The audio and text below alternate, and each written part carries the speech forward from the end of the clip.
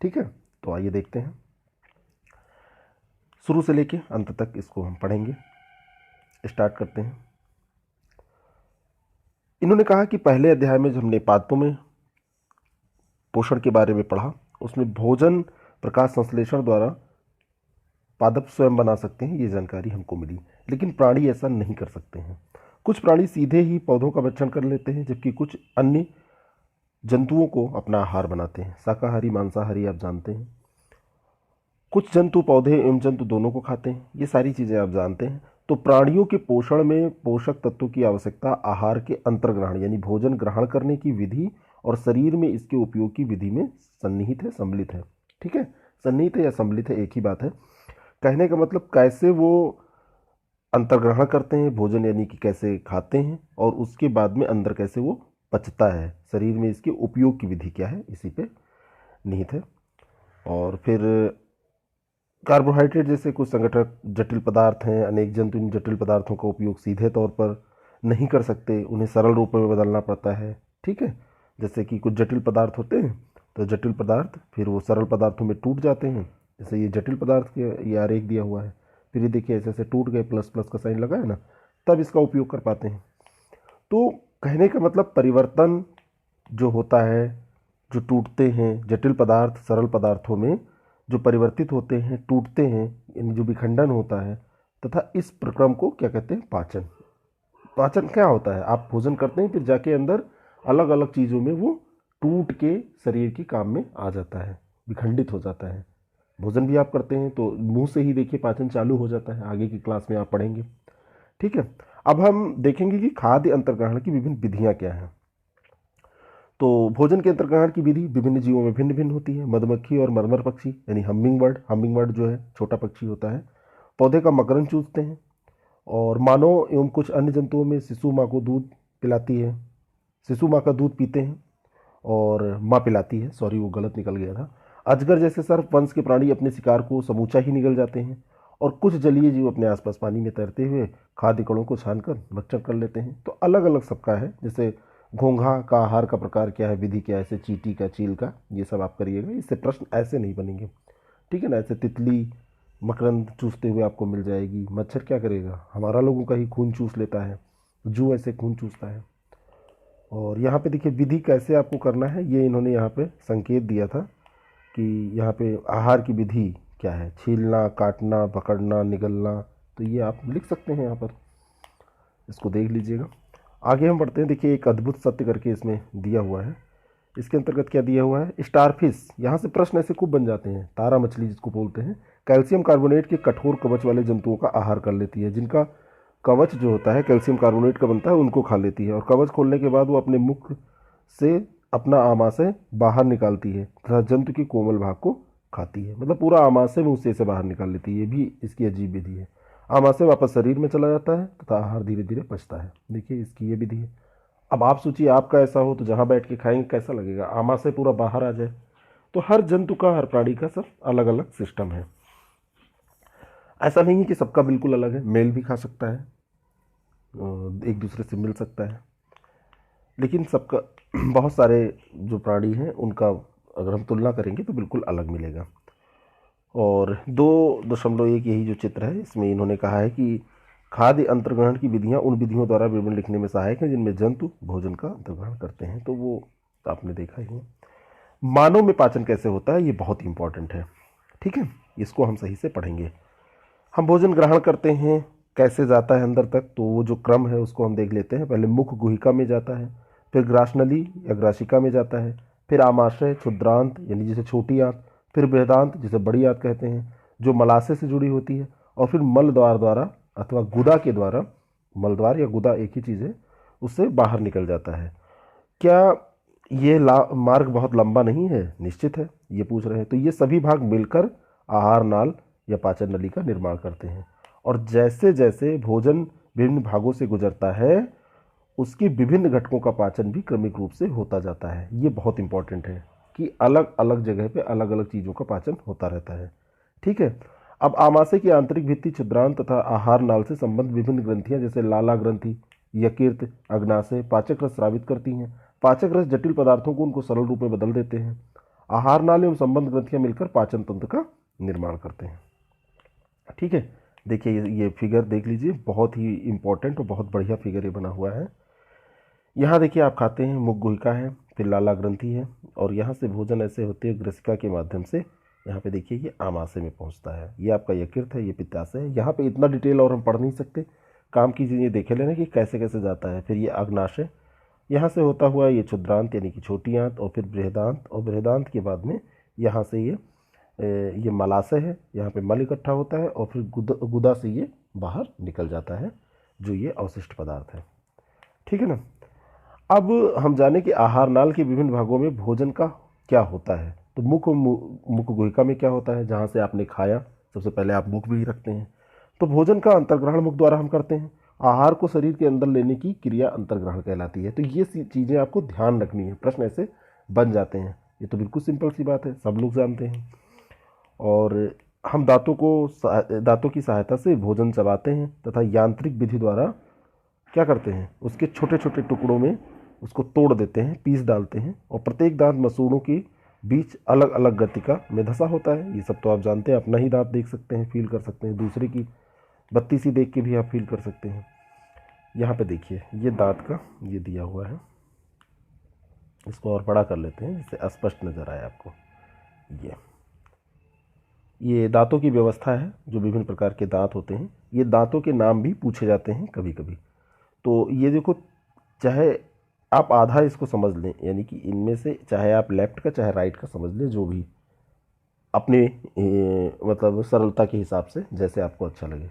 ये जो शुरू के 3 दांत हैं, अंदर से अगर हम चलें, ठीक है, ये 3 दांत, तो यही 3 दांत जैसे इधर पाए जाएंगे, ऐसे 3 इधर पाए जाएंगे। फिर ये 2 दांत जैसे इधर हैं, ऐसे ये 2 इधर पाए जाएंगे, 2। फिर 1 दांत ये, ऐसे ही 1 दांत ये, फिर ये 2 ऐसे सेट पाए जाएंगे। तो जो ये 3 दांत हैं शुरू वाले, ठीक है ना, इनसे आप क्या काम करते हैं, चबाने का, तो इन्हें चर्वणक कहते हैं। चबाने का काम करते हैं ना, तो ये चर्वणक हो गए, चर्वणक। उसके बाद में ये अग्र चरणवक होते हैं, इनसे भी आप हल्का फुल्का चबाने का काम करते हैं। तो ये अग्र का माने आगे का चरणवक। फिर ये रदनक, रदने का काम इससे करते हैं, तो ये रदनक हो गया।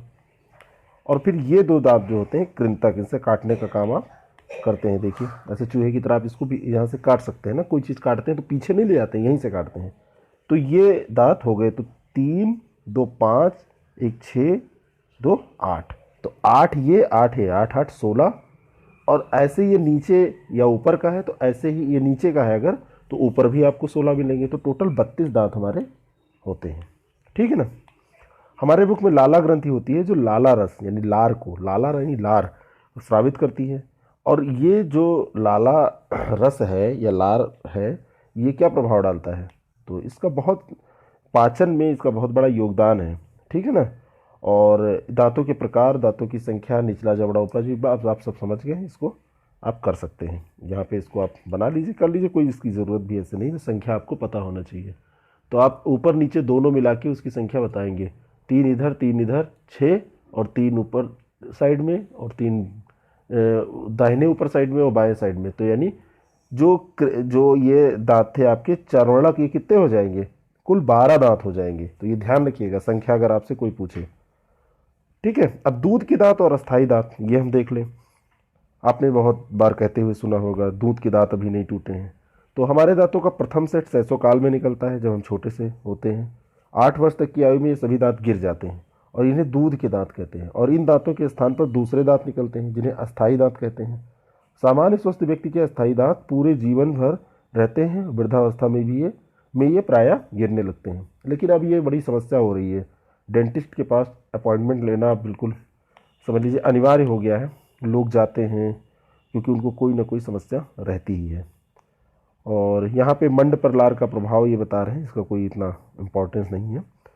और यहाँ पे इतना हम देख सकते हैं कि लाला रस चावल के मंड को शर्करा में बदल देता है। तो ये आपको याद रखना है, जो लार है वो आपका चावल के मंड को शर्करा में बदल देता है। तो ये इसका उपयोग हो गया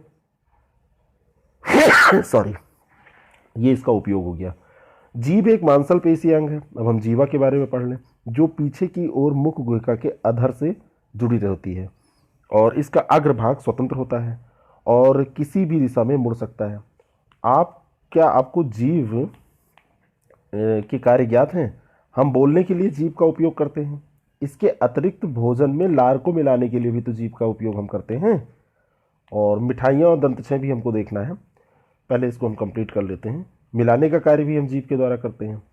निगलने में भी जीभ सहायता करती है। आप देखिए किसी चीज़ को पीछे लेके उससे जाते हैं तो जीभ द्वारा ही हमें स्वाद का भी पता चलता है, ये ध्यान रखिएगा। जबान पे चख के ही तो जानते हैं खट्टा है, मीठा है, कड़वा है, नमकीन है, ये कैसे जान पाते हैं? जीभ से चखते हैं।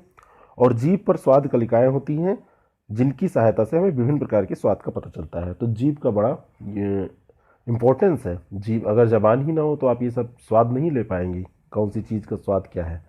ठीक है, तो स्वाद कलिकाओं की स्थिति का हम पता लगाएंगे अभी, ये देखेंगे। ठीक है ना। इसके पहले हम देख लेते हैं जो ये मिठाइयाँ और दंतछय का क्या वो है। दांत गिरते हैं या उसमें कैविटी होती है, कीड़े लगते हैं, जो आप जो भी कहते हैं, तो जीवाणु हमारे मुंह में बहुत सारे पाए जाते हैं, परंतु उनमें हमें कोई ऐसी हानि नहीं होती है। फिर भी खाने के पश्चात यदि हम दांत एवं मुख साफ ना करें तो मुख में अनेक हानिकारक जीवाणु वास करने लगेंगे, उनकी संख्या में वृद्धि हो जाएगी। तो जो ये जीवाणु जो होते हैं, जो दांत के बीच में फंसा हुआ भोजन होता है, तो भोजन की शर्करा का विघटन कर अम्ल निर्मोचित करते हैं। और ये निर्मोचित जो अम्ल करते हैं ये हमारे दांतों को क्षति पहुंचाता है, नुकसान करता है, और इसे दंतछय कहते हैं। दांत गिरने लगते हैं। यदि समय रहते इसका उपचार न किया तो दांतों में असह्य पीड़ा होने लगती है। चरम अवस्था में टूटकर दांत गिरने लगते हैं। चॉकलेट, ठंडे पेय, चीनी युक्त मिठाइयाँ, ये सारे पदार्थ जो हैं दंतछय के मुख्य रूप से कारण हैं। और ये दंतछय की एक क्रमिक अवस्था है। पहले दांत ऐसे रहता है, फिर ऐसे होता है, फिर देखिए कैविटी होती चली गई। यहाँ पे देखिए ये हल्का कटा, फिर और ज़्यादा, फिर ये देखिए पूरा गायब हो गया, फिर ये टूट जाएगा। तो कम से कम हमको 2 बार ब्रश करना चाहिए या दातून करना चाहिए, जो कि बहुत इम्पोर्टेंट है साफ़ सफाई के लिए। सुबह करिए और शाम को खाना खाने के बाद जब सोते समय उसको अच्छे से करिए, जिससे कि आपका मुंह साफ रहेगा। और मुख के अंदर गंदी उंगली अथवा बिना धुली हुई वस्तु नहीं डालनी चाहिए। तो जो भी मुंह में डालें थोड़ा सा ध्यान रखें कि चम्मच उम्मच जो भी आप यूज़ कर रहे हैं, या उंगली भी आप जब यूज़ है तो हाथ वाश, हैंड वाश करके फिर उसको अगर ज़रूरत हो तो ले जाने, तो मुंह में डालने की क्या ज़रूरत है। जीभ पर स्वाद के विभिन्न क्षेत्र, ये देखिए यहाँ पर ये जबान है आपकी, मान लीजिए ये जबान ही है, ऐसी ही होती है। तो ये विभिन्न क्षेत्र हैं इसके, देखिए ऐसे ऐसे। अभी इनका सबका अलग अलग स्वाद अलग अलग जगह पे पता चलता है। ठीक है, तो आइए देखते हैं। अब यहाँ पर देखिए दिया हुआ है कि अलग अलग विलयन तैयार करिए। चीनी का विलयन, नमक, नींबू, नीम की पत्ती, करेले। तो आँख पे पट्टी बांध दीजिए किसी के, फिर ऐसा उसकी ज़बान पे लगाइए, तो अलग अलग क्षेत्र में ये पता चलेगा। आप अपनी ज़बान पे ये सब कर सकते हैं, इससे प्रश्न ऐसे कोई नहीं पूछे जाने हैं। हाँ, जबान का जो कार्य है वो आपसे पूछा जा सकता है। भोजन नली या ग्रसिका अब हम देखेंगे। तो निगला हुआ ग्रास नली अथवा ग्रसिका में जाता है। निगला हुआ जो भोजन होता है, यहाँ पे भोजन होना चाहिए, तो ये जाता है। और ग्रसिका गले एवं बच से होती हुई कहाँ जाती है? होती हुई से नीचे जाती है। और ग्रसिका की भित्ति के संकुचन से भोजन नीचे की ओर खिसकता है। कैसे, इसको आप समझ सकते हैं। ये है, तो इसमें जब सिकुड़न ऐसे होगी, ऐसे करके, मतलब ये कहने का मतलब ऐसे, फिर ऐसे दबाव जब बनेगा तो ये नीचे की ओर ऐसे खिसकता चला जाएगा। वास्तव में संपूर्ण आहार नाल संकुचित होती है तथा ये गति भोजन को नीचे की ओर, ये गति जो होती है भोजन को नीचे की ओर ढकेलती रहती है। कभी कभी हमारा आमाशय खाए हुए भोजन को स्वीकार नहीं करता, तो आपको क्या होती है, वोमिटिंग हो जाती है, वमन हो जाती है, उसे बाहर भेज देता है। ऐसी घटना याद कीजिए भोजन के बाद आपने वमन किया हो। खैर ये सब मत याद कीजिएगा, मूड खराब हो जाएगा। ये देखिए भोजन ऐसे यहाँ से ऐसे जाता है, तो ये ऐसे जब फ्रेश होती है ना तो नीचे खिसकता हुआ, और ये आमाशय में भोजन है, ये ग्रसिका में ऐसे होते हैं, आमाशय में पहुँच जाता है। पहली कह रही है कि वमन के समय भोजन विपरीत दिशा में किस प्रकार चला जाता है। तो जब वो यहाँ पे आमाशय उसको एक्सेप्ट नहीं करेगा तो यहाँ से उसका कैपिलरी एक्शन हो जाएगा, ऊपर की ओर चला जाएगा। आमाशय के बारे में हम जानकारी लें तो मोटी भित्ति वाली एक थैलीनुमा संरचना होती है। यू आकार की इसकी आकृति होती है तथा आहार नाल का सबसे चौड़ा ये भाग है। अगर आपसे पूछा जाए कि आहार नाल में सबसे चौड़ा क्या है, तो आप बेशक बताएंगे वो आमाशय है। ठीक है ना, ये ध्यान रखिएगा। और यह एक ओर ग्रसिका नली से खाद्य प्राप्त करता है तथा दूसरी ओर क्षुद्रांत में खुलता है। क्षुद्रांत यानी जो छोटी आंत है, छोटी आंत में ये चला जाता है, एक और ग्रसिका से प्राप्त होता है और फिर ये छोटी आंत में भेज देता है। और फिर छोटी आंत से आगे कहाँ जाएगा, आगे हम देख रहे हैं। आमाशय का आंतरिक स्तर, अभी आमाशय के बारे में हम पढ़ रहे हैं। जो सतह होती है आंतरिक, वो श्लेष्मल हाइड्रोक्लोरिक अम्ल, ये याद रखना है, हाइड्रोलिक क्लोरिक अम्ल तथा पाचक रस स्रावित करता है, इसी से तो खाना पचेगा। और श्लेष्मल आमाशय के आंतरिक स्तर को सुरक्षा प्रदान करता है। अम्ल अनेक ऐसे जीवाणुओं को नष्ट करता है जो भोजन के साथ वहाँ पहुँच जाते हैं। जो भी हम गड़बड़ सड़बड़ खाते हैं, पेट में सब व्यवस्था है, लेकिन अब इतना गड़बड़ खा लेंगे बिल्कुल, वो आप चाट ही रोज़ मार रहे हैं, रोज़ बर्गर और पिज्ज़ा और रोड के किनारे की धूल आप खा रहे हैं, तब तो वो नहीं कर पाएगा। और ये माध्यम को अम्लीय बनाता है, जिससे पाचक रसों की क्रिया जो होती है वो फास्ट हो जाती है और अच्छे से पचता है। और पाचक रस यानी जठर रस प्रोटीन को सरल पदार्थों में विघटित कर देता है। सरल पदार्थों में जब विघटित हो जाएगा, आसानी से उसका पाचन हो जाएगा। अब हम देखें, कभी कभी जब आप जल्दी जल्दी खाते हैं तो खाते समय आपको खांसी, उल्टी या हिचकी आती है, घुटन अनुभव होता है, और ये खाद्य कणों में श्वास नली में प्रवेश करने के कारण होता है। श्वास नली में खाद्य कण प्रवेश कर जाते हैं और श्वास नली नासिका से आने वाली वायु को फेफड़े तक ले जाती है, और जब ये उसमें फंस जाएंगे तो क्या होगा, दिक्कत होनी ही है। ये ग्रसिका के साथ साथ चलती है, परंतु ग्रसनी के वायु एवं भोजन मार्ग एक ही होते हैं। फिर भोजन को श्वास नली प्रवेश करने से किस प्रकार रोका जा सकता है, तो भोजन को निकलते समय मांसल रचना वाल्व का कार्य करती है, वो यानी कि बंद कर देती है सांस वाले द्वार को, और ये सीधे ग्रास नली में जाता है। श्वास नली को ढक लेती है तथा भोजन को ग्रसनी में भेज देती है। कभी कभी ये क्या होता है कि भोजन के कण श्वास नली में प्रवेश कर जाते हैं तो हमें घुटन का अनुभव होता है, हिचकी आती है, खांसी उल्टी होती है। इसीलिए कहा जाता है कि खाते समय बात नहीं करनी चाहिए, बोलना नहीं चाहिए, ठीक है ना, इसीलिए कहा जाता है। अब हम बात करेंगे क्षुद्रांत की। क्षुद्रांत यानी कि हम पहले भी बता चुके हैं, छोटी आंत 7.5 मीटर लंबी होती है, ठीक है, और अत्यधिक कुंडलित नली है ये, और ये यकृत एवं अग्नाशय से स्राव प्राप्त करती है, और इसके अतिरिक्त इसकी भित्ति में भी कुछ रस स्रावित होते हैं। सारे रस जो भी स्रावित हो रहे हैं वो सब पाचन के लिए ही हो रहे हैं, ठीक है। और क्षुद्रांत के बारे में हम यहाँ पर देखें तो ये जुड़ी, आप पहले ही पढ़ चुके हैं कि कैसे जुड़ी होती है। एक तरफ ये आमाशय से जुड़ी होगी, दूसरी तरफ अभी ये बृहद बृहदांत से जुड़ी होगी। यकृत गहरे लाल भूरे रंग की ग्रंथि है जो उदर के ऊपरी भाग में दाहिनी तरफ होती है, यह ध्यान रखिएगा, अवस्थित होती है, और ये शरीर की सबसे बड़ी ग्रंथि है। प्रश्न पूछा जाएगा शरीर की सबसे बड़ी ग्रंथि क्या है, तो आप कहेंगे यकृत है। ये पित्त रस को स्रावित करती है। पित्त रस कहाँ से स्रावित होता है, यकृत से, जो एक थैली में संग्रहित होता है, और जहाँ पे संग्रहित होता है उसे क्या कहते हैं, पित्ताशय। 3 प्रश्न सीधे सीधे यहाँ से बनते हैं जो पूछे जा चुके हैं, आगे भी पूछे जाएंगे। पित्तरस वसा के पाचन में महत्वपूर्ण भूमिका निभाता है। अब पूछा जाएगा कि पित्तरस का क्या उपयोग है, क्या भूमिका है, तो ये वसा के पाचन में महत्वपूर्ण भूमिका निभाता है।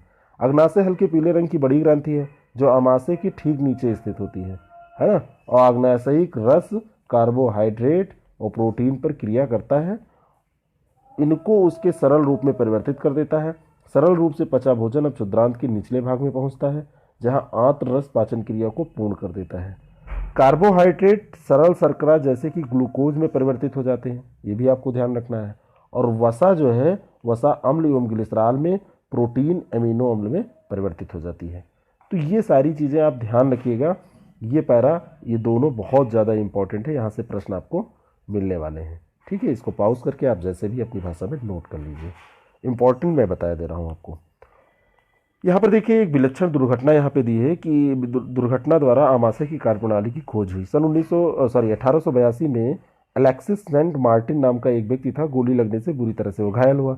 गोली से वक्ष क्षतिग्रस्त हो गया तथा आमाशय में एक छिद्र हो गया। ये देखिए गोली लगी इसको। उसे विलियम ब्लूमांट नामक अमेरिकी सैनिक चिकित्सक के पास ले जाया गया। चिकित्सक ने उसकी जान तो बचा ली, परंतु वह आमाशय का छिद्र भली बात बंद न कर सका। उसने छिद्र को पट्टी से ढक दिया। ब्लूमांट को छिद्र में से आमाशय के अंदर झांकने का दुर्लभ अवसर प्राप्त हो गया। उसने कुछ रोचक परीक्षण किए। ब्लूमांट ने देखा कि आमाशय भोजन का मंथन कर रहा था और इसकी भित्ति से तरल स्रावित हो रहा था। सब वो देख रहा था, देखिए कितना बढ़िया, जो भोजन को पचा सकता था। उसने ये भी देखा कि आमाशय क्षुद्रांत में तभी खुलता है जब आमाशय में भोजन का पाचन पूरा हो जाता है। ये देखिए कितना बढ़िया ऑटोमेटिक सिस्टम है। जब तक भोजन का पाचन पूरा नहीं होगा वो खुलेगा ही नहीं क्षुद्रांत में। तो इसीलिए आप भी ध्यान रखा करिए, आप लोग भी, जब आपके शरीर में आपके लिए अंग इतना कार्य करते हैं तो हमको भी अंगों की सुरक्षा का ध्यान रखना चाहिए, उसके बारे में सोचना चाहिए। अब हम आमाशय से क्षुद्रांत की ओर जा रहे हैं। क्षुद्रांत में अवशोषण क्या होता है? पचा हुआ भोजन अवशोषित होकर जब क्षुद्रांत में पहुंचता है तो क्षुद्रांत की भित्ति में रुधिर वाहिकाओं में ये चला जाता है। अब यहीं से देखिए, ये बहुत इंपॉर्टेंट काम होने जा रहा है। इस प्रक्रम को अवशोषण कहते हैं। रुधिर वाहिकाओं में जा रहा है ना, तभी तो ब्लड आपको मिलेगा पूरे शरीर को। और क्षुद्रांत की आंतरिक भित्ति पर अंगुली के समान उभरी हुई संरचनाएं होती हैं, आप जैसे आपकी उंगलियां हैं, जिन्हें दीर्घरोम या रसांकुर कहते हैं, यानी कि ये रसों को अवशोषित करते हैं। दीर्घरोम की आंत्र में क्या भूमिका है? तो दीर्घरोम पचे हुए भोजन के अवशोषण हेतु तल क्षेत्र बढ़ा देता है। जो उसका तल क्षेत्र है दीर्घरोम बढ़ा देता है कि ज़्यादा मात्रा में अवशोषण हो सके। प्रत्येक दीर्घरोम में सूक्ष्म रुधिर वाहिकाओं का जाल फैला रहता है और दीर्घरोम की सतह से पचे हुए भोजन का अवशोषण होता है तथा यह रुधिर वाहिकाओं में चला जाता है। अवशोषित पदार्थों के स्थानांतरण रुधिर वाहिकाओं द्वारा शरीर के विभिन्न भागों तक होता है, जहां उनका उपयोग जटिल पदार्थों को बनाने में किया जाता है। इस प्रक्रम को क्या कहते हैं? स्वांगीकरण कहते हैं। तो आपसे स्वांगीकरण पूछा जाए तो आप बता सकते हैं, है ना? पचे हुए भोजन का अवशोषण तथा यह रुधिर वाहिकाओं में जाना। ठीक है, तो अब ये स्वांगीकरण तक आपका हो गया। कोशिकाओं में उपस्थित जो ग्लूकोज है उसका विघटन ऑक्सीजन की सतह से कार्बन डाइऑक्साइड एवं जल में हो जाता है। ये ध्यान रखिएगा, ग्लूकोज का विघटन होता है ऑक्सीजन की सहायता से कार्बन डाइऑक्साइड एवं जल में, और इससे ऊर्जा मुक्त होती है। भोजन का वह भाग जिसका पाचन नहीं हो पाता अथवा अवशोषण नहीं हो पाता बृहदांत में भेज दिया जाता है और बृहदांत में ही जाके फिर अभी आगे बाहर निकलेगा। ठीक है, अब हम बृहदांत के बारे में पढ़ें तो बृहदांत क्षुद्रांत की अपेक्षा चौड़ी एवं छोटी होती है। नाम तो इसका बृहदांत है, लेकिन ये होती क्या है? छोटी होती है, बस चौड़ाई इसकी ज़्यादा होती है। तो आपसे पूछे कि लंबी कौन सी आंत होती है, तो ये वास्तव में छोटी आंत होती है। बृहदांत क्षुद्रांत 7.5 मीटर और ये केवल 1.5 मीटर होती है। आपने भी उसका 7.5 देखा था। अब इसका मुख्य कार्य जल एवं कुछ लवणों का अवशोषण कर लेना है। जो जल है और लवण है उनका अवशोषण करेगा और बचा हुआ अपचित पदार्थ मलाशय में ये भेज देगा और अर्धठोस मल के रूप में वहाँ पे रहता है और समय समय पर ये क्या होता है? गुदा द्वार के द्वारा बाहर निकल जाता है। तो इसे ही निष्कासन कहते हैं। ठीक है, ये हमारे शरीर का पूरा हो गया जो मनुष्यों में होता है। अब कभी कभी आप देखते हैं आपका जो ये निष्कासन है ये बहुत पतला हो जाता है, तो इसको दस्त आप बोलते हैं। तो बार बार निष्कासन की ज़रूरत ऐसे पड़ने लगती है, तो इस स्थिति को दस्त कहते हैं। और ये होता क्यों है? संक्रमण, खाद्य विषाक्तता, फूड पॉइजनिंग जो होती है, या कोई इन्फेक्शन आपको हो गया पेट में, अपच हो गया, तो इस कारण से होता है। विशेषकर बच्चों में ये बहुत सामान्य बात है, बार बार हो जाता है। चर्मावस्था में ये घातक भी हो सकता है अगर बहुत ज़्यादा हो रहा है, और इसका मुख्य कारण शरीर में जल एवं लवण की अत्यधिक क्षति होना है। इसे सहजता से नहीं टालना चाहिए, चिकित्सक के पास जाके इसका इलाज कराना चाहिए। और सबसे सिंपल सी बात जो है जिसका इसका उपचार कैसे हो, तो पानी आप गर्म कर लीजिए, फिर उसको ठंडा कीजिए उबाल करके, फिर 1 चुटकी नमक और चीनी घोल लीजिए, उसको पिलाइए। और इसे ही जीवन रक्षक घोल या ORS कहा जाता है। तो ORS जो होता है वास्तव में यही होता है। तो आपसे ये पूछा जा सकता है। अब हम बात करने वाले हैं कि घास खाने वाले जंतुओं में पाचन कैसे होता है, क्योंकि खाना वो घास खा रहे हैं, हम अलग चीज़ें खा रहे हैं, तो पाचन की विधि में अंतर होगा। गाय, भैंस, बकरी जो भी आप देख रहे हैं, तो लगातार ये सब देखिए जुगाली करते रहते हैं। जुगाली करने यानी मुँह चलाते रहते हैं, है ना? जब वे खा रहे हो या ना खा रहे हो, जुगाली करते रहेंगे। वास्तव में पहले घास को जल्दी जल्दी निकल कर आमाशय के एक भाग में भंडारित कर लेते हैं, और जब उनको टाइम मिलता है तो वो धीरे धीरे वहाँ से निकाल कर उसको जुगाली कर करके फिर भेजते हैं। और ये भाग रूमेन या प्रथम आमाशय कहलाता है, जहाँ पर ये एकत्रित करते हैं। और रूमिनेंट में आमाशय 4 भागों में बटा होता है। रूमेन में भोजन का आंशिक पाचन होता है जिसे जुगाल कहते हैं, परंतु बाद में जंतु इसको छोटे छोटे पिंडकों के रूप में मुख में फिर लाता है वहाँ से। जैसे पहले स्टोर कर दिया ये भोजन और फिर यहाँ से एक छोटा छोटा पिंड निकाल के मुंह में लेके आता है, उल्टा देखिए यहाँ पे दिखाया गया है। यहाँ से फिर पहले तो ले जाएगा, बाद में लेके इधर आएगा, इसे जुगाल कहेंगे। और बाद में जंतु इसको छोटे छोटे पिंडकों के रूप मुख में ले आएगा और जिसे वह चबाता रहता है। और इस क्रम को रोमंथन कहा जाता है। क्या कहा जाता है? रोमंथन। तो किसी रोमंथी का आमाशय यहाँ पे ये दिया हुआ है। ये देखिए आमाशय है और ये अंधनाल है और ये वेदांत है जो इधर से जुड़ी हुई है, ये क्षुद्रांत, ये रूमेन। रूमेन में जहाँ पर इकट्ठा होता है।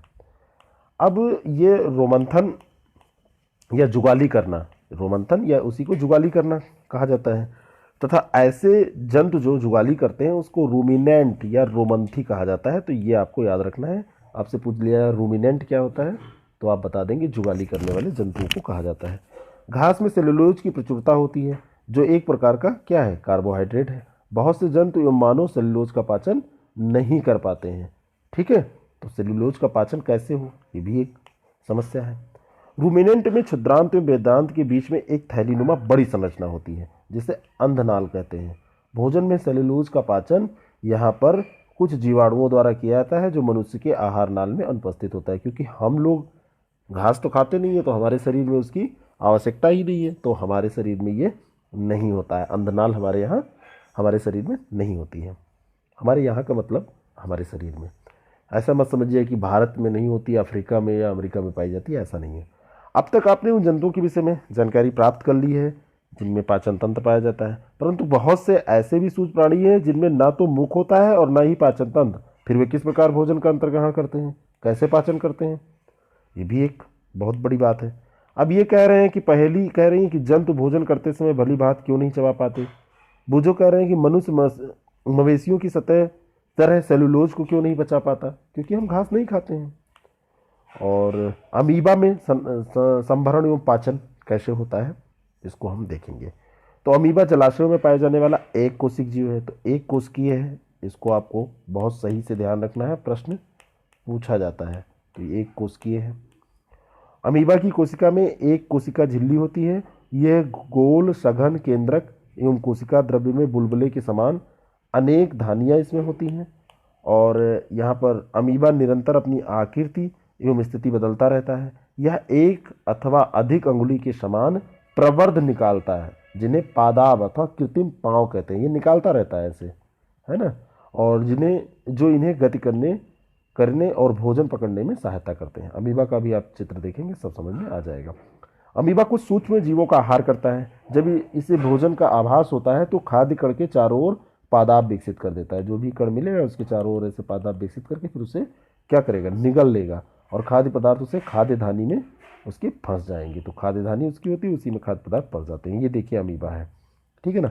इसके पार्ट फटाफट देख लेते हैं। ये बहुक्षेपित अपशिष्ट जो निकल गया, ये खाद्य धमनी है इसकी, और ये खाद्य कणिका है। जो देखिए सबसे पहले इसने खाद्य कणिका देखा, फिर इसको कवर किया, और कवर करने के बाद में इसको क्या किया, इसने ऐसे अंदर ले लिया, और यहाँ पे ये इसका देखिए केंद्रक पाया जा रहा है। फिर ये धीरे धीरे ये जब अंदर ले लिया और ऐसे जाके फिर जो बचा वो बाहर ये बहुक्षेपित अपशिष्ट के रूप में निकाल दिया इसको। तो ये आपको ध्यान रखना है। अब आगे हम जो बात करने वाले हैं कि खाद्य धानी में पाचक रस स्रावित होते हैं। जो इसकी खाद्य धानी होती है उसमें पाचक रस स्रावित होते हैं, और ये खाद्य पदार्थ पर क्रिया करके उन्हें सरल पदार्थों में बदल देते हैं, और पचा हुआ खाद्य धीरे धीरे अवशोषित हो जाता है। हमने पूरा समझ ही लिया है, बस इतना आपको जानना है।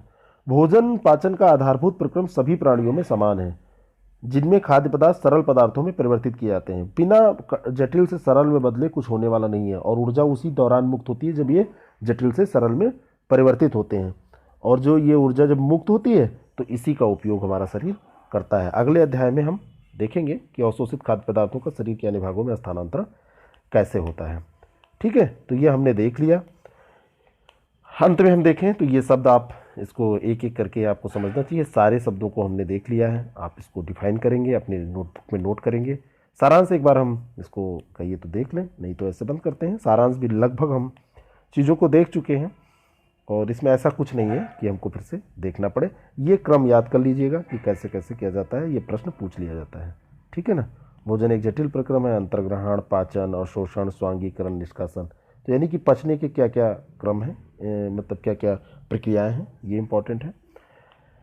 ऐसे आप करते रहिए। जल्दी ही हम अगले चैप्टर के साथ आपसे मिलेंगे। Thank you very much.